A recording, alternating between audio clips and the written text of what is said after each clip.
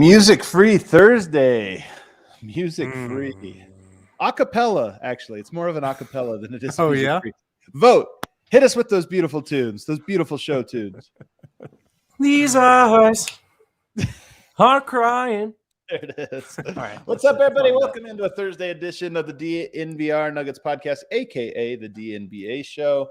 We're going to be doing a little – there it is. We're going to be doing a little mailbag. We're going to be doing a little bit of notebook. And to help me with all of that, I've got the homies. I've got the man with the wind behind a hat, Harrison Lind.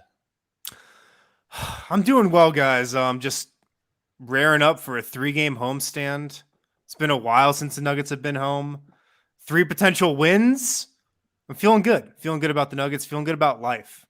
Ooh. I'm actually feeling good about the Nuggets, too, which is funny because they're coming off of getting their butts kicked and then the weirdest game ever. But I still also am with you. I kind of believe the Nuggets are the team that was on that 5-game winning streak more than the 2-game losing streak. I've also got Brendan Vogt in the house. Yeah, and one thing, I had this in my notes, guys. I don't know if I thought last night if they had Jokic, it could have gone better, but they didn't. So that's just how the cookie crumbles, That game doesn't mean anything. It's so weird. It's over. It's in the past. But there is still a lot of stuff to get to. And, haven't done a notebook pod. We had Goaty stuff. We had some other stuff going on. So I actually haven't had a list, I think, for a week or week and a half. I have several videos clipped with more to come that should be up tonight. So it'll be in your inbox by the time you wake up tomorrow. A brand new addition to the list. I tell you, when I don't do the list, I miss it, man. I love it. It might be my favorite thing other than like hosting the show is rewatching the games and going slow. And I think here very soon, we're actually going to be able to hop on for DNVR members, hop on playback and just rewatch a game from start to finish where I can like pause it and slow down and stuff. And I'm like so pumped for that. I think it's going to be the coolest experience. So if you're on the fence, become a DNVR member. Yeah, here, you should turn your camera on real quick because we also have an announcement. Guys, I don't know if you know, DNVR Rapids has arrived. We just announced today with right there. Yeah, here. Super producer Kale is off today. Yeah, here producing. He's been a producer for us for several months. Today he's going to be hosting the Rapid Show. Yeah, here. Tell us about the show, man. I'm super excited. We're going to have a lot of guests come on. We're going to tap into the Rapids community. We're going to have some exclusive interviews with like a lot of Rapids players, coaches, front office members. It's going to be just a lot of fun all the way around.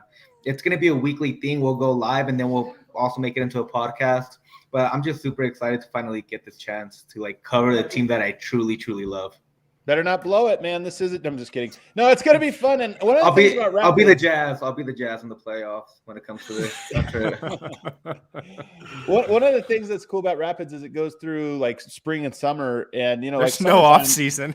There's no off season, but really the summer is when it peaks because we'll be doing these cool tailgates out there, which like you could go to the tailgate, not even go to the game, just go eat some burgers and hot dogs and pizza and stuff. And I can't wait for that. So keep your eye out for that going on. Do you guys want to get into some notebook notes here from the last couple of games? This is not from last night's games. That would be these are mostly from Milwaukee, but just a few like big picture notes. One thing that's been really cool, and this will be on the list, obviously, the Nuggets have been using Aaron Gordon and Jeff Green as these trail screeners when Jokic brings the ball up the court. So you notice when Jokic is bringing the ball up the court, one of those two guys will usually either run to the corner, sprint to the corner, or sprint to the rim run, and try to seal their man. And that's like every team does that with their fours, usually with their fives, but with their fours also. But since Denver's so unique, so many things they get to do are special. Jokic brings the ball up the court. You get one guy that rim runs and then will clear out to the corner. And then you get the 2 guards that will run to each wing. This is how you get floor balance. That last guy, so if it's Aaron Gordon, rim run, get to the corner, Jeff Green will set this little delay screen up at the top of the key, a little 5-4 pick and roll that happens within the flow of the offense. And I just love it because if you get a defensive rebound and Jokic is bringing it up, I should look it up what Denver's points per possession is when they get a defensive rebound, when they get a stop and go. It's got to be sky high because you get that action, you almost guarantee to get a switch. You're almost guaranteed to get the defense having to sag into the paint, like just sprinting to the paint to cut everything off. And then you get wide open threes for your guards, wide open threes to the corner. Or even if you don't get a wide open three, you get into your dribble pitch, like Jokic will run. It's like a little delay screen. You have a guy roll to the rim. If nothing's open, he'll pitch it to Monte and go right into the pick and roll, which is what they would have done anyway. only now you're already a half step ahead of the defense. So that pick and roll doesn't even have to be a good one. And it's just a really cool thing that the Nuggets have started to do more and more and more. And it's like one of those things we talk about identity. Sometimes it happens naturally. And this is one of those things where I think that the Nuggets are like, this is what we do every time Jokic brings the ball up the court. And it's really effective. Yeah, look, man, like part of what makes Jokic so incredible and the Nuggets offense so great is because it's so unique, and he does things that no defense has ever seen and no defense can really prepare for. You know, like I remember when we used to talk about the Murray Jokic 2-man game, and when it was Murray sometimes setting the screen for Jokic, and like that's tough for the defense to cover because an opposing center, and opposing point guard don't know how to cover that stuff. So just these little intricacies, it's so hard to cover because there's just, no precedent for it. Who was it just yesterday? A coach said he's the hardest guy to prepare for. Who was it? Was it the Utah Jazz or was it Budenholzer? It was the Utah assistant. I forget his name. Okay. Yeah. Did you have a note there before I cut you off, Vogt? No, just we've talked about this before, and it's not something I have a ton of confidence in. But what having Jokic on the court does in terms of how a defense attempts to match up with you, if Porter could ever if he's taken notes on the way Jeff Green plays alongside Jokic, it's going to be way different skill set, and he's there to shoot. But there are, again, just by being a good screener, right, and by paying attention to when to slip, when to set a hard screen, and where and when to be moving off ball, he could become so much more unguardable. I don't expect it. He hasn't shown to be that sort of, that type of player yet in his career, but it is just, you watch Jeff Green and you go, man, Jokic plus two smart forwards, two talented forwards. How do you guard that? It really is. And the funny thing, my next note in here was that they got into so much of basketball is just flow. Like you might be out of position, but can you just read and figure out how to get into position really quickly? There was a play in the Milwaukee game where Jokic, or I think it is, Jeff Green has the ball on the wing and Jokic is like, looks at him and he's like, us too. Like pitch it to me instead of screen. Like let's run a little. And you can see Jeff Green's like, what the hell? You're coming over here, pitch and screen, like, like you would do with the guard. And you can see Jeff Green's kind of like whatever, and then he rolls. Jokic slings it across to the opposite corner because the defense sucked in and gets a wide open three for Aaron Gordon. It's just one of those things where like even you could see Jeff Green with the wheels turning where he's like, oh yeah, I forget. You can do this stuff too. Like he's running handoffs as if Jokic is his point guard. It's just so cool, man. Like the Nuggets really do have a lot. This is my most important note. My most important note, fellas. Denver's success right now is all about putting pressure on the paint, especially with that second unit, because the second unit doesn't have guys that can do that. There's a couple ways you can put pressure on the paint through offensive rebounding, a la Jared Vanderbilt, Kenneth Faried. Like they just feel like they have to always be tagging you or else you're going to get the offensive board. You can do it through post presence, a la Jokic. You're down on the block. The whole defense feels like they have to suck in. You could do it on rim rolling gravity, a la JaVale McGee or DeAndre Jordan in his heyday where they're putting pressure. There's one more, and it's the type, like the Nuggets second unit doesn't have any of those guys. Like they really can't do any of that. Oh, I should say also dribble penetration, just getting by the first line of defense. And so everybody has to help out. Denver, Bones Highland can do that. He's pretty good at it, but he's not consistent enough. Boogie Cousins can put paint pressure. They don't have any rim rollers. They don't really have offensive rebounding. J-Mike does sometimes. But the one that I think that it gets overlooked is cutting really hard. Just cutting hard, not even being open on cuts, but cutting in a way that makes it really hard. And this is the one area where that second unit, to me, that's the one where they should be a lot better at. They should have guys that are making really, really hard, deliberate cuts just because it makes the defense tag and react. And to me, that's like one area. If I'm coaching that second unit, I'm like, every cut you make has to be hard, has to be deliberate, or you're getting pulled out. It's almost like you want to make that second unit run like a college style motion offense sometimes because there's just no movement. And it's like, oh, we're going to run a pick and pop with three other guys standing around. Oh, we're going to run, a pick and roll that we can't even get into the paint on with three guys on the perimeter. I agree. You need more motion. You need more cutting. It would open some stuff up. Yeah. And, that is all I think maybe a little more possible and hope to see some more of it with Bones at point guard because he can penetrate. Like one of my notes on JaMychal Green lately is he's a really underrated cutter and off-ball mover, especially when guards are penetrating and then have a lane to the rim. Excuse me. We've seen him connect with Barton a couple times. He's had a few connections with Bones now as well, where you go, okay, maybe it was really suboptimal to have this guy probing along the perimeter above the break when there are other things he can do for this group. And so that's really the crux of the Bones case, right? He can get into the teeth of the defense, and that allows other things to happen. Yeah. And we even think about when Zeke Naji was having a good stretch as a roller there for a while. A lot of it wasn't, he didn't really get any lobs, but it really was just the fact that he was rolling with a purpose. And sometimes just doing it with a purpose, like the defense reacts to it. So I don't think that it's like a fix all to the second unit, but putting paint pressure on is just so important. And since they're so bad at it, the margins matter that much more. And I have a great example of Jeff Green actually cutting really hard in transition. Like he sprints from half court right down the middle of the lane, and Yoke uses him, perfectly times his pass to the corner, but he uses him as a decoy to suck the defense in. And by the way, I was thinking about this the other day. We keep thinking like Jokic is better than last year, but quantifying how is sometimes difficult. Attacking closeouts is definitely one of them. Like Jokic has just he keeps getting, it's a 2-year thing, but he's getting better and better at it. I honestly believe this. I think he's become a better passer. Like he definitely has. Clearly, his timing is better. His timing is like he's used to always get it right, and but now he's like early. Yeah, no, like you can just see it by the amount of the same pass he made to Aaron Gordon for that game-winning 3 against the Clippers. He's making that pass like 3 times a game. It's such an easy read for him to make, and it's a read that like one other guy in the NBA can make. But it's just stuff like that where you last year, the year before, you're like, oh, it was an amazing pass. That stuff is so regular right now this season.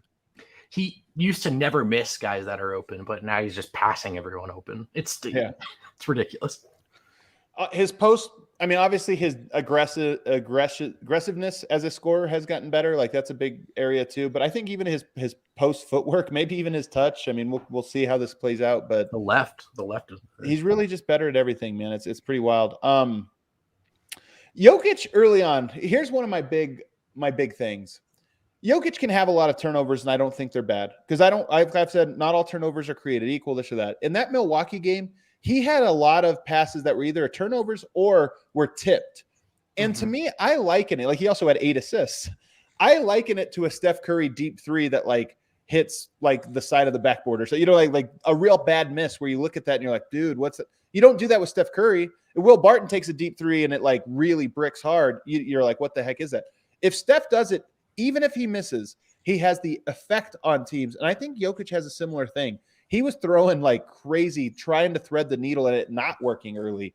But I still feel like it has the defense on their toes in a way that actually opens things up for him.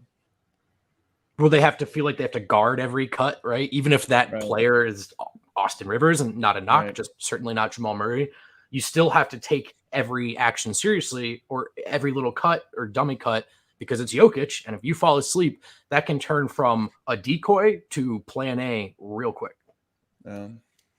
Another note I have in here, Austin Rivers. I have so many different thoughts about Austin Rivers right now. Like he's of all the Nuggets players, he's the one I'm the least confident in about whether he should or should not play. Like I go back and forth. There's some real positives and some real negatives to him. And he brings some things that nobody else does. And he like lacks some things that just drive me personally nuts. And I have to figure out if those go in a box, like it's okay. Not everybody, some people just annoy you because they don't do the things you like the most. He is involved in a lot of miscommunications, and I don't know whose fault it is, but generally when you see one guy show up a lot in the, like when there's a wide open layup and 2 guys are like yelling at each other doing this, he just shows up a lot in those. And I don't know what to make of that. Well, it's surprising because you think the fact that he's such a veteran, I mean, he's one of the most veteran guys on the team, he'd be involved in like the fewest of those. So that's not great. Austin Rivers, like he's been really good for the Nuggets at times this season. He's filled a role. He like gets mad at Nikola Jokic more than anyone. I feel like. Have you seen this sometimes over the last couple of games? Like he doesn't finish a cut Jokic passes him the ball. It's a turnover. He had that one under the basket a couple games ago. That's on the list. And he's like yelling at Jokic. You're like, yeah, dude, I think you just got to eat that one and say, my bad. You got to. I do Honestly, have to. Every time with Jokic's never wrong on that stuff. Like literally never wrong on it. So if he's yelling at you, man, come on. Being defensive or whatever because you're being yelled at, I get, but also like listen to what he's saying because he's probably right. But I will say though, Jokic's body language towards Austin is demonstrative. I would also start to feel a little down. He's just like, dude, what are you doing? Now, in his Jokic's defense, Austin is in the wrong place 6 out of 10 times, but I've noticed it. You know something though, if you look at 2-man combinations, Jokic Rivers plus 14.4, and more to the point, a phenomenal defensive lineup. And I don't know, like I think the offense is something like 115 and the defense is like 101. And the minutes are about 300 minutes. It's about the minutes we a little bit less than the minutes we have with Facu Jokic, but still a sample size that you're like, that's intriguing. And this is what I mean. I've talked a lot about if you just have guys that can defend, especially defend the pick and roll with Jokic, that might be it. Like, shut it down. He'll do the rest. He'll do the rest of the heavy lifting. And Rivers is one of those guys that at least the numbers bear it out, to the point where I'm a little curious what more minutes look like with Austin Rivers. Now, from an aesthetic standpoint, they're not that fun. Like that means the offense is only going to be like pretty good as opposed to awesome. But what do you think, Vogt, about more minutes for Rivers, not as a bench guy, but as a Jokic guy? Well, it has worked. My thing is, I think the big takeaway last night from everyone from that unavailable, I'm calling it, is that Davon Reed needs to play more. And when I look at this roster construction, I'm not sure who he would replace if not Austin Rivers. To me, that makes the most sense. Now, in the same breath, I think Austin Rivers has had a good season. I know his first month and a half was really bad. I think he's been disproportionately maligned, all things considered. I still believe Reed should play over him. Like I look at the Rivers successes that they've had as great. Minimum third string, lightning in a bottle. You got it. That's awesome. But is there a more responsible long-term fix? And I do wonder if that's Reed. But that's somewhat unfair to Rivers, who I actually think has contributed more than is sort of talked about. Yeah. Do I need to see more Austin Rivers and Jokic? No, I don't. You don't? No, I don't. I mean, sometimes I think like Rivers will be good. Sometimes he'll be bad. I think he's solid with Jokic. I think it is what it is. Yeah. I just wonder when you start to talk about the guys Denver's missing. I mean, in particular, Michael Porter Jr. and Jamal Murray, like the 2 and the 4 just have to be defensive players. And Aaron Gordon's obviously that. Right. And I do wonder, does that mean that Austin Rivers maybe is just a stopgap for that, but can you buy some extra minutes there? I mean, they've already experimented with Will playing with the bench unit a little bit more. Right. And I wonder if that's more of like, hey, AG lock in the interior, Rivers lock in on the exterior, Jokic, Porter, Murray, do your thing on offense. And I don't know. That's why I say, and the numbers bear it out at least a little bit, that I'm curious to see how that extrapolates. The last things I have in here before we go to our first break, I just really like Bones, man. I like watching him live, and when I get into the tape, I like him even more. And here's the thing about Bones. He is a great prospect, meaning he does a lot of things really well right now and plays well. But the things he's weak at are the things that I feel are most likely to improve with time. So number one, you talk about strength. Like he does need to work on his body, and who knows if he will. And I know people will say, oh, he's so skinny. There's skinny players in the NBA. They make it work because they really bulk up and get stronger. He needs to do that. But like his mid-range game can really open up a lot. Part of it is if his mid-range game was Monte Morris-esque or Jamal Murray-esque in his ability to do it, he really would become unguardable because his hezzy is way better than either of those guys. Like Monte has a great hezzy. Jamal Murray has a lot of shifty moves. Bones has a way quicker first step. So when that hesitation happens and you bite on it, he gets all the way to the rim easy. And it makes a huge difference. Reading defensively, like reading the court, those types of things, they're just experience. So to me, when I watch him play, even when he's bad, like he was, in Minnesota, I still look at it and I go, you know what? It's just so worth it because his growth, I project his growth will be very linear over the next 3 years and that he'll just be better every single month for the next 3 seasons at least. Yeah, you saw it last night, just the flashes. I mean, he hit that mid-ranger last night. He got to the rim. I know you were saying like Bones has a quicker first step than a Jamal and a Monte, and he definitely does. But I don't feel like Bones is this like ultra quick twitch, ultra lightning quick guy. He's still, he's not like the quickest twitch point guard, but because of what's in his bag and because of how good he is at changing speeds and stuff, he can still get by anybody. And so, like, I don't think he's the quickest, but yeah, he can just still get into the paint on almost anyone. So here, can I tell you what I think it is? I think it's a couple things. One, he does have really good bag. Like he has just a really good like series of moves. They're very similar, but he compounds them into like combos. But also he has very high hips, long legs, and long reach. And so he doesn't have to beat the guy like an Ish Smith where he has to beat him by a full step. Right. He actually only has to get hip to hip with him. And then his extension does the rest of the work for him. And it really makes a big difference. So he's very springy. He's got like cheetah build where his changing legs are speeds so high. Too. He's incredible at changing speeds for a rookie also. And his counter move to his go is his step back. Like he does a lot of where he dribbles forward, steps backwards into a three, and defenses know that. They're worried about that the whole time. He has a almost unique handle, right? It's like built around getting Bones Highland open, and it's shifty. It's all about the hezzy, and he shifts gears within multiple gears within a 5-second drive. So I think Wynn's right about the change of speeds, and he's so long. Those scoop layups. You're right. He doesn't need a ton of separation, and so much to appreciate about Jamal Murray, especially now in 2022. But it did take him a while to learn how to get past guys. He was not a very fluid, this guy moves different. He had to work really, really hard. And so I am encouraged about that by Bones. I think last night was interesting. We saw those 7 assists. We also saw the 4 turnovers. And you go, okay, this is it, right? This is the growing pains of a young, talented guard. The best way to iron out those turnovers, just keep playing them. Yeah. I do wonder. I see this comment here about, does he replace Barton's minutes next year? Look, I don't know about next year just because it's hard to know. Like, I do think he makes a big growth this summer. Like, just adds weight, hopefully he's in the gym. Hopefully he's in Denver a lot, working with the coaching staff and just being around them. I think that's going to be very important for him.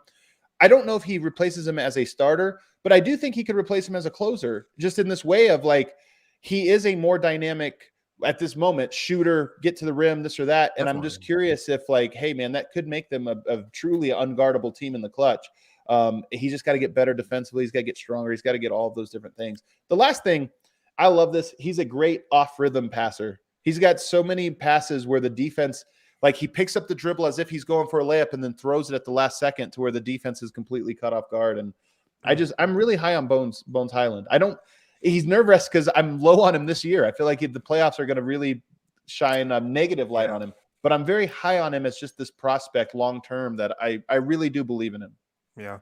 I love that. Look, the Nuggets, at least right now, and Michael Malone, at least right now, is willing to take the good with the bad with him, play through his mistakes, keep giving him minutes at backup point guard. We'll see how long it lasts. He's definitely not going to be willing to live with those mistakes in the playoffs. But at least right now, this is good. This is a very good thing.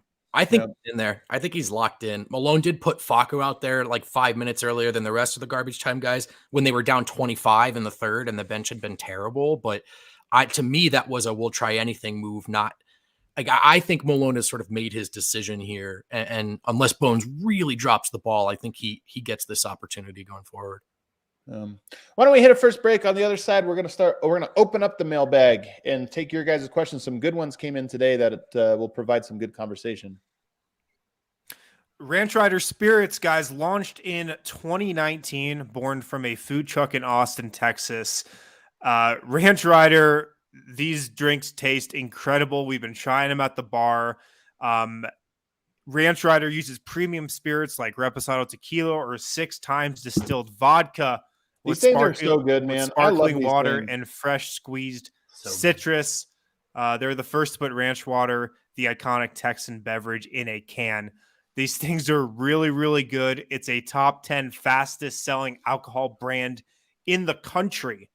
So get on board. Ranch Rider Spirits. these things really are 10 out of 10. Like, honestly, this weekend coming up, if you're planning on drinking, look for them. Like, go online, find out where they are, and then take a picture, send them to us. Let us know your review, because I'm telling you, they're that good. And also, we want them to be like Breckenridge Brewery with us, just long-term partners. So check them out. Give us your review. Let us know what you think. Yeah. What do they have? They have a vodka soda. They have like a Paloma. They've got the Paloma tequila. They have a jalapeno one. This jalapeno tequila and tonic. It's so good. Yeah. Check them out. ranchriderspirits.com to find a location near you. At DraftKings, guys, this week, the moment we've been waiting for since September is finally here. In honor of the big game, DraftKings Sportsbook, an official sports betting partner of Super Bowl 56, is giving new customers 56-1 odds on either team. Bet $5, get $280 in free bets if your team wins. Not a new customer, that's all right. You can still get in on the action of Super Bowl 56 with same-game parlays. So download the DraftKings Sportsbook app, use promo code DNVR, get 56-1 odds on either team. Bet $5, get $280 in free bets if your team wins. That's promo code DNVR at DraftKings Sportsbook, an official sports betting partner of Super Bowl 56. Must be 21 or older, Colorado only, new customers only. Restrictions apply. See DraftKings.com/sportsbook for details. Gambling problem, call 1-800-522-4700. Also want to throw out a DraftKings Sportsbook pick of the week. Firing up my app. Let me see what we got. Do they have the lines out for tomorrow? They do. Nuggets -2.5. How is that not bigger? Man, makes me worried about Jokic. That makes me worried about him too.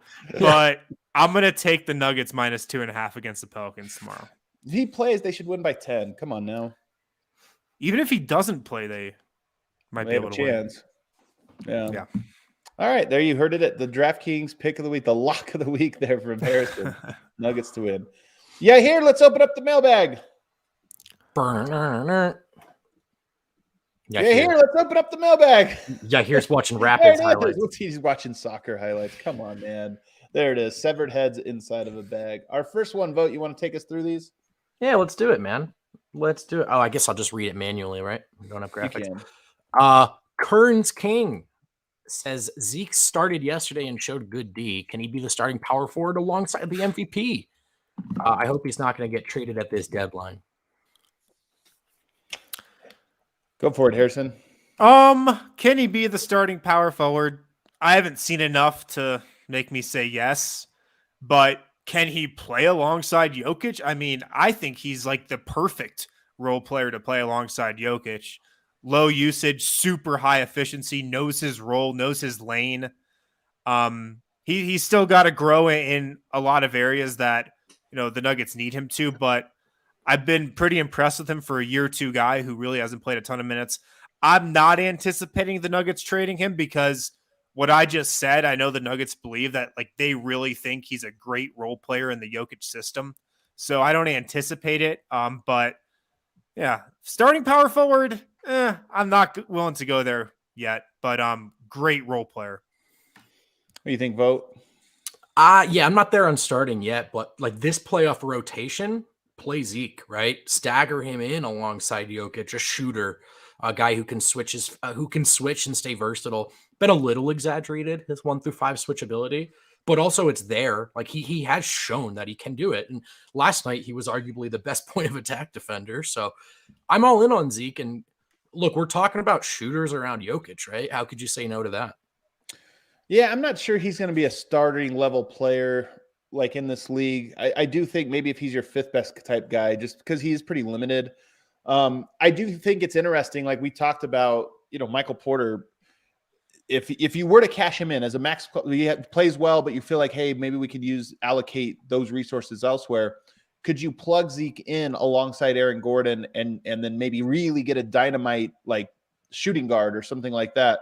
Maybe. There is a world in which I could see that, but to me, I think he projects more to be used sort of like how he is being used right now, which is that he probably would not start this year, next year, or maybe ever for the Nuggets, but probably overlaps and plays with Jokic.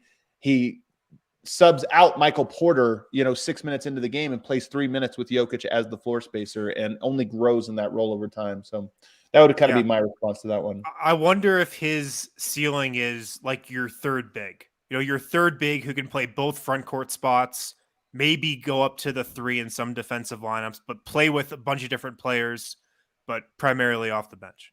Yeah. Okay. Good question. Next one. Our next question, also about Zeke, comes to us from Marcus. How much of Zeke's recent improvement can be attributed to playing alongside an actual center in Boogie? And is that the best argument to keep Cousins around for the rest of the season? Not as much of a requirement to rim roll, crash the offensive glass, allowing for more spot ups and so on. Interesting. What do you think, Wind? Well, I think he's a great fit alongside Boogie, and I think some of his best games have come with Cousins also in the lineup. I don't think that's a coincidence. He can space the floor while Cousins can muck up the paint inside. And with, Zeke, he had a nice rebounding game last night. He has not been a great rebounder this season. Cousins, that's been his best skill so far, rebounding. So I think from that aspect, they're a nice fit as well. Is that the best argument to keep Cousins? No, I think a better argument is just like that bench just needs him. And yeah, Zeke is better with him, but overall the bench kind of just flat out needs him. Yeah. I don't know. Like Boogie definitely has had an impact on that second unit. I really want to see him. It's funny. When does his 10-day run out at the end of this homestand? Because here's what you've seen from DeMarcus Cousins: Detroit, Brooklyn without their stars, Pelicans. You're going to see him if he plays again on Friday. Pelicans again, Brooklyn, who's on a 6-game losing streak, the Knicks. It's just hard to really the games where you really would have got a grasp of this were the ones that he ended up sitting out. So it's kind of like, is he an impact player or is he really, which I suspect he's just a placeholder, meaning he's just a guy that's like, do we like what he brings? No, he just brings the position and the size, and that's it. So that's kind of my read on it right now. But I do think Zeke Naji is not a big in that traditional sense, and he benefits from being alongside a big. Yeah, I like Zeke as a 4.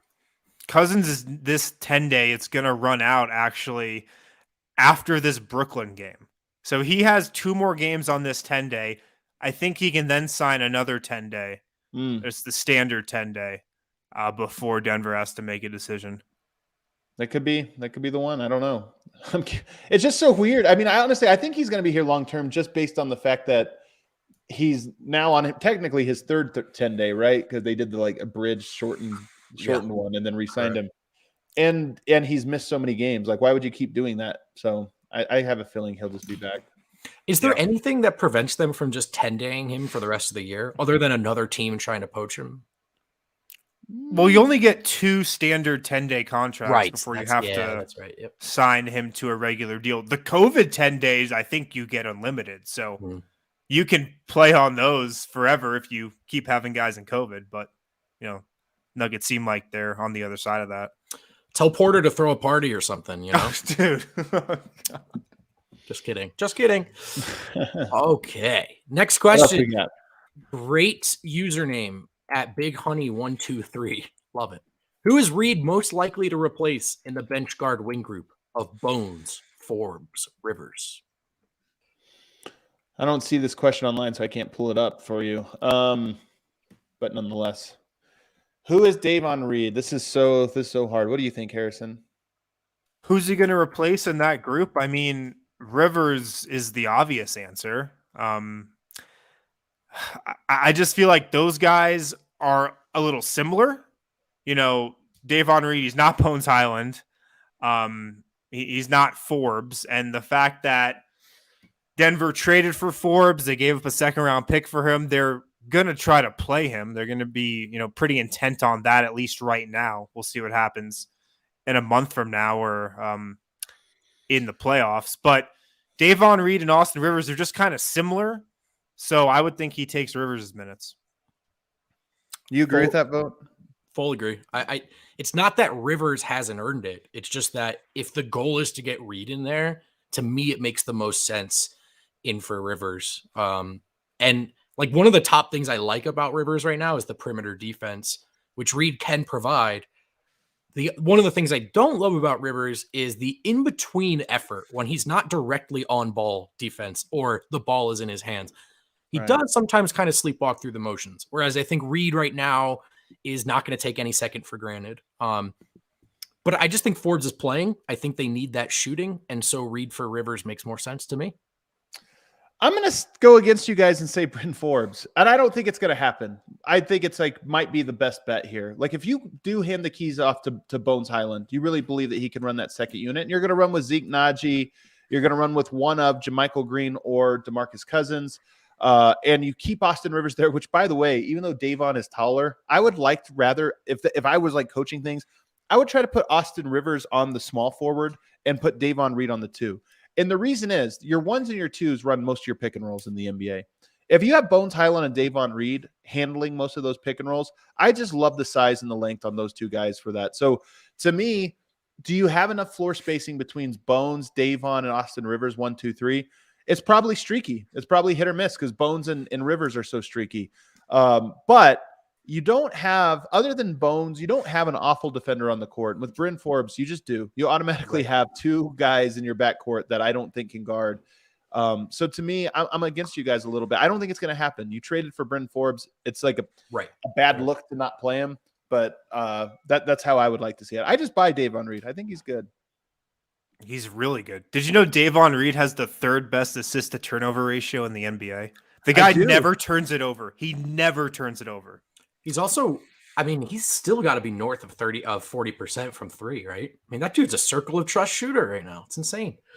The numbers, like Austin Rivers, I do think you could go back and forth. Like maybe you need some more shooting. So like Rivers, you get the boot now. Let's put Brendan Forbes back in. But, Austin Rivers is a frustrating player. The numbers bear it out. When he's on the court, the team defends a lot better. And I think that second unit's going to need some defense in the backcourt. He's their best perimeter defender, I think, right now in terms of guys that play consistently. But I will just, I do wonder, like Rivers, can you get away with some situational stuff and matchups? Because to Austin's credit, he has been a guy that's you shelve him for 2 weeks. Now he's spot starting and he looks okay. Right? Is he comfortable with that? Is Reed comfortable with that? Is that optimal as you try to figure things out heading to the playoffs? I think this is a really good question. For me, it's Rivers, but I get why it's not easy to answer. Let's go to this next one from Flo. It's a good one. Rivers, Facu, Bones, Forbes, Reed, Howard. How would you rank them in level of trust you have for them in a playoff series? It's a good question. The level of trust. That is a good question. My number 1 is probably DAVON Reed. Me too, man. Me too. When you answer this question, you're kind of almost answering like the floor, okay, what are they not going to drop below? Yeah, I don't trust Bones in the playoffs right now. Forbes is tough. Forbes has played really well in the playoffs. I mean, he killed Denver in 2019, played well for Milwaukee in the playoffs last year, but you can just see how easily he can get taken advantage of. I might go Reed, Rivers, Forbes, Bones, Facu, Howard. Man, Facu really low there. What do you think? No disagreement. Really? There. Yeah. I mean, look, do I think that, in a different context, could a Facu be more valuable? Sure. But we've just seen how it looks in this Denver group. Do I trust the Facu plus the second unit minutes or Facu Jokic minutes right now? I don't. Wish I could say I do. I think Wynn has the order exactly right, though. I'll go Rivers first just because he won a playoff series for Denver. Yeah, shit. That's I got DAVON Reed's been here for like a cup of coffee right now, and he's looked great. But I am going to go Rivers and then Reed. Man, it gets so hard after that because here's the thing. I really do think Bones can succeed in the playoffs this year, but I think he succeeds most likely as doesn't play game 1, doesn't play game 2, plays game 3 and swings it. And then the team makes an adjustment and he doesn't play game 4. I just think he might be like that. So do I feel that same way about Marcus Howard or Facu or Brendan Forbes? Not really, to be honest. I think I don't know but Bones Hyland, I do think can have that in a small dose where you catch him off guard and it's like they're so focused on other things. Also, there is a world in which you play teams that aren't capable of taking advantage of Bones. Not every team has a second unit or just the size where it's like we're going to play through this guy or that guy. Like if I'm thinking about Dallas, Luka Doncic would really murder him if he has to go up against him. But what about the other guy? Like Jalen Brunson, really good player, but he's going to be starting too. He's going to cook everybody Denver has. Like Bones, it might be fine there. The other guys they have staggered there, I'm not sure that they're going to take advantage of it. So I'm going to go Rivers, Reed, and then after that, man, Bones, Forbes, Facu, Howard. Chet's grilling us, and we kind of earned this one. I mean, Bryn Forbes did not win a championship by himself, but Bryn Forbes has won a championship. Like, we're trying to sort out who are guys you can trust in playoff rotations, right? It's important to note he did not play in the finals. That's a good point. Also a good point. Yeah. But it's just, look, he was the same thing for Milwaukee last year, where you run into a matchup where they can't punish you for it. Boom, you got it. But if you run into one, he's probably just a DNP guy. So, but it is weird how his best series was against the Heat, and you would think the Heat and that coaching staff could take advantage of that matchup. And he was able to stay on the floor. He is honestly the worst defender I've ever seen. So to me, that's some of the pushback. But I mean, look, he scored 26 points last night off the bench. Yeah. Yeah, and was a +2 in it though. Like that's the other part. Yeah, it's true. You're going up against Utah's third string also, and it was basically a wash with you going on one of your highest scoring sprees ever. So, I mean, let's see. We got to see more Forbes. I want to see the team more healthy. Him more defenders around him to maybe cover for him a little bit better. Those things will matter. I'm really low on Denver. Does not have a lot of defenders. Right. So when you put a guy out there that is a real anchor defensively, they don't have the guys like a Milwaukee does that can cover for you. Right. Like, hey, don't worry, we have good defenders 1, 3, 5. We're going to stop them for you. So we'll see. Could be wrong on it, but I'm just a little bit. I'm a lot slower to embracing Forbes, it seems, than most Nuggets fans are at this moment, and that's okay. All right, let's hit another break. Other side, we still got 4 or 5 more questions. Guys, pick up some Breck Brew seltzers from your local liquor store, from your local grocery store. 5 flavors of the Good Company hard seltzer: honeydew, black cherry, mountain berry, apple pear, peach. I'm a peach guy. I'd recommend the peach. But pick some up from Breck Brew today. Breck Brew is the official beer of DNVR. They've also got these really great tasting seltzers as well. If you're in the area, if you're local, stop into the DNVR bar. We've got Breck Brew seltzers in the fridge, ready to go, ready for you to consume. So stop in if you're local and in the area. Also, Chevalier Mortgage, if you have questions about taking out a loan for a home, taking out a mortgage, Mike and Virginia Chevalier, they've been in the mortgage business forever. They know all the ins and outs. They know the tricks of the trade. It seems like a complicated process, but they will make it super easy for you. Visit them at dnvrmortgage.com. Mike and Virginia Chevalier, they've been in the mortgage business forever, like I said. With prices going up, it's creating natural equity in your home. If you have mortgage insurance, chances are you can refinance out of that. So call them up for all your questions about your mortgage. Mike and Virginia Chevalier, Michael Chevalier, and MLS number 1931006. Virginia Chevalier, and MLS number 1910631. Tell you guys, I just moved in and my neighbor's moving out immediately. It's like a What'd weird you do? feeling. I don't know. I feel like it is personal. I'm like, wow, that was quick. It's like, damn, this guy is on his back porch every single day watching these freaking birds. Like, what is he doing out every there? single day, man? It's so true. Smells like weed over here. We got this great. This is the best Twitter handle name, I think, on the internet, guys. Najee by nature. So good. Go for us there, Vogt. Is Davon Reed the answer for the defensive wing need? And I like that he put that in quotes because Reed's sort of been called a wing at times. This to me really highlights the lack of defining terms we do sometimes. Or do the Nuggets need to sign someone off the roster? Is defensive wing the biggest need? Because backup 5 seems way obvious. You know, I think he can be that guy. I mean, Reed can play the 3. He's 6'5" with a 7-foot wingspan. He's really long. He's strong. I think he can guard a lot of 3s. I just don't know if Denver can pull together whatever remaining assets it has and really find somebody that's going to be better. I just don't know if that guy's out there. Yeah. So I think it can be Reed. Backup center, it's kind of the same deal. Like, I don't know if the Nuggets are going to be able to find somebody that's a better option. DeMarcus Cousins, I think if he's able to stay healthy, is the best option available. And I think that's the route they'll go. Like I said, if he's able to be healthy. But I'm just not confident that Denver can find a true difference maker with what it has to trade. I do think Denver maybe makes a trade here at the deadline, but I think it, like Wynn is alluding to, it's a smaller one, not something that's going to have an impact. I mean, look, Denver has like very soon too many guys. Once you add Jamal Murray, even Michael Porter Jr. back, you're going to have we're already talking about which guy gets cut out of the rotation if Davon Reed plays more. That's add 2 more guys to cut out of the rotation once they get, those guys back. So to me, I don't know that they're going to be able to add a value piece like that. They might shed to make the it was very weird that Facu did not play yesterday. So I look at that and I go, I wonder if he's on the market, somebody looking for a trade. They're looking for a landing spot for him or something like that. Could be the case. But I just continue to say, I think Davon Reed, I still want to see him guard 2s more than what we've seen him. He's kind of played the 3 a little bit by default, but I just want to see the length. You saw this against Minnesota. What did Minnesota have?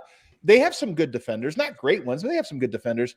But every single dude on that roster is so tall and long and mobile. Davon Reed's very big wingspan and mobile, so I want to see it.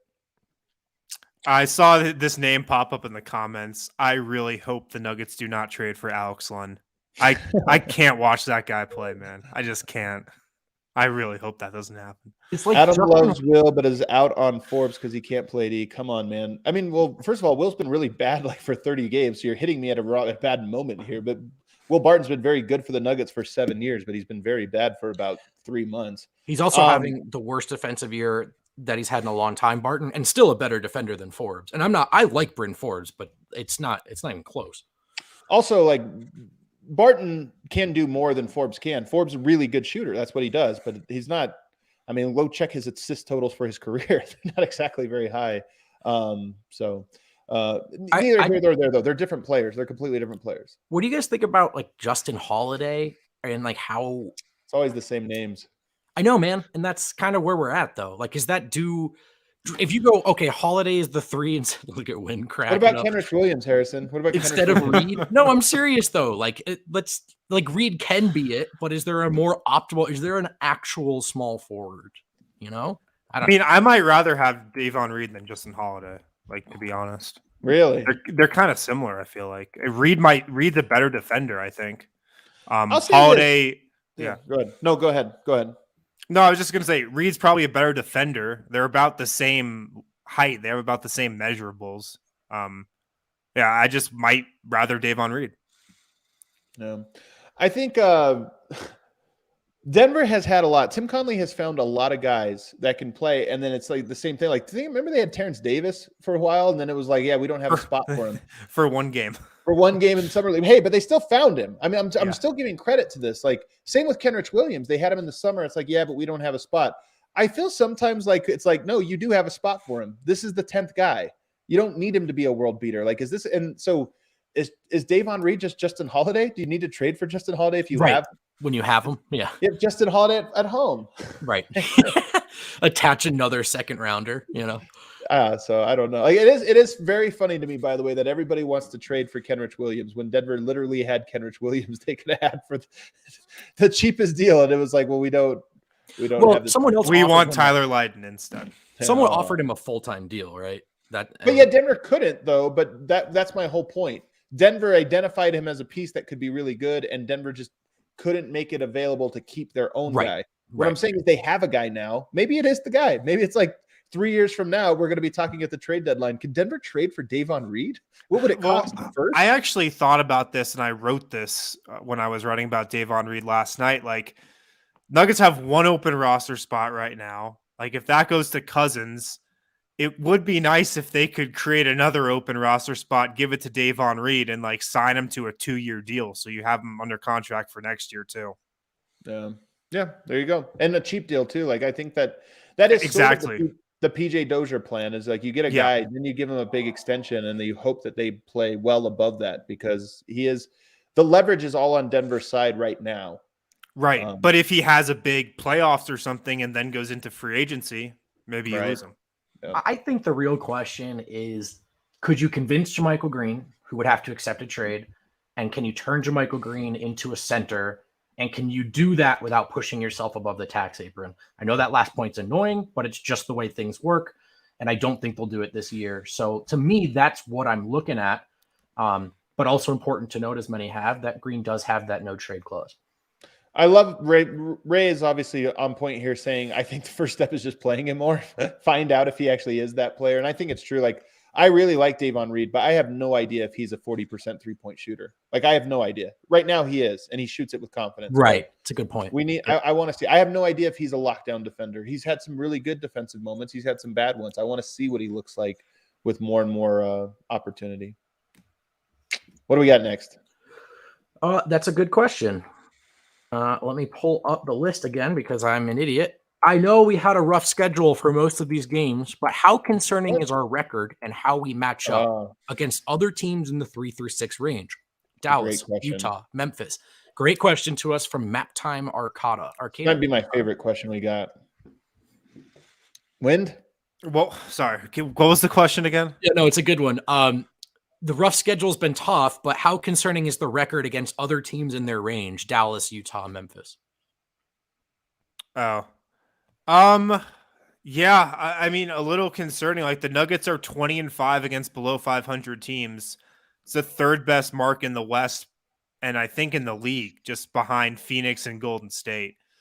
Some of those matchups they haven't had Yoke for. But yeah, it's a little concerning. I mean, those teams, I think, just so far have been a cut above Denver, but now I think you can probably put Denver in a tier with Dallas and Utah, and I feel like we haven't seen Nuggets 2.0 against Dallas. It's tough because, as we've seen so far, it is presently constructed. It's absolutely concerning. They don't look like, to me, they can beat those teams in 7-game series. But again, the idea is hopefully the roster and rotation looks entirely different by then anyway, right? And if it doesn't, the Nuggets are kind of screwed. Of course, we're talking about Murray, Porter coming back into the fold. The one thing to me that I do think is an area of concern that absolutely carries over, even if those guys come back, is the perimeter defense, the point of attack defense. I think there was an aggregate defensive prowess to those starters post-trade. They were trying some more things, a little more switchable, a little larger and more formidable. But with Jamal Murray coming off an ACL injury, Porter coming off a back surgery, are we sure that the point of attack defense looks any better with those guys in? Right. That's the area with Murray, by the way, that's most up in question. Like, can he guard quick guards? Right. Like, I mean, he's just going to have the same strength. So it's a real area of concern. I don't think it matters that much. In fact, I would say very, very close to not mattering at all, especially because I don't know if any of these statistics really matter that much about who's beat who and the record versus that too. This season is so dumb. If you go back and look at the games, like, most of them can be explained by things that, like, oh yeah, Yoke didn't play that game, or oh, that was a back-to-back for this team, and whatever. Like, this year, and more so than most years, it means that. The one thing I will say, like Dallas, I haven't been impressed with Dallas, in the times I've watched them. Their defense is a lot better, but I think Denver will score on them in a playoff series, and I think they'll be able to scheme better for them in the playoff series. Utah's interesting because they're a good team when they're fully healthy, but they're like Denver right now, where you just don't know what they are fully healthy because it's been so long.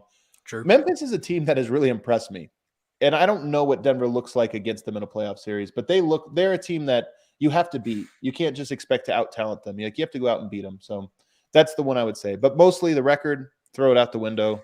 Yeah. It's not going to matter. All right. All right, what do we got? One more? Two more? A couple more. This is a good one. We talked about it a good amount on Twitter of the day, but I don't know if we potted about it much. Did the DPE disabled player exception change any of your exceptions on Porter Jr. playing this year? And what are your current thoughts? That comes to us from OG Mile High Fan. No, not at all. It did not change it at all because this is something Denver applied for, back when Porter got hurt. Right. And yeah, I think what happens with this is like a non-Nuggets doctor comes in and pretty much says if he's likely to return this season or not. And they said not. But I mean, from everything I've been told, it's still on the table that he comes back. So I haven't adjusted my thinking that much. I still think he could come back.